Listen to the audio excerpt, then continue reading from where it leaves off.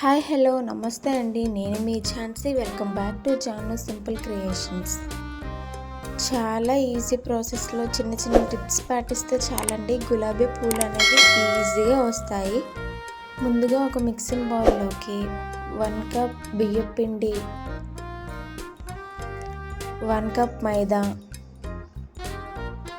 చిటికెడు ఉప్పు, 1/2 కప్పు షుగర్ని యాడ్ చేసి మొత్తం మిక్స్ అయ్యేలా ఒకసారి కలుపుకోవాలి.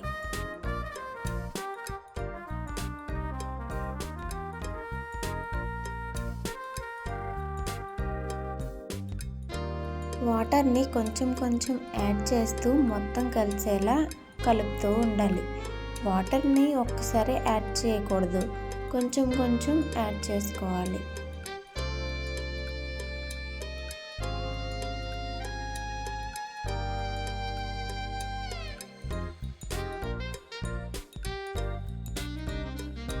పిండి అనేది ఉండలు లేకుండా బాగా కలుపుకోవాలి.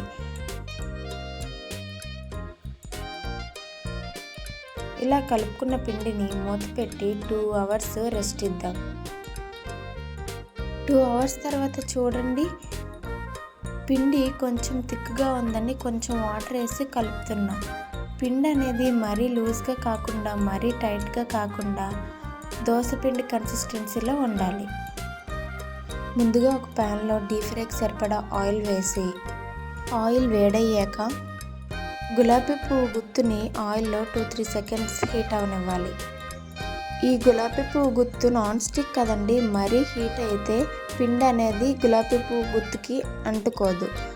ఈ హీట్ అయిన గులాబీ పువ్వు గుత్తుని పిండిలో 1/2 భాగం ముంచి 3 సెకండ్స్ ఉంచి అప్పుడు ఆయిల్లో పెట్టి 2 సెకండ్స్ ఆగాక జస్ట్ కదిపితే గులాబీ పువ్వు గుత్తి అనేది ఈజీగా ఉడుతుందండి.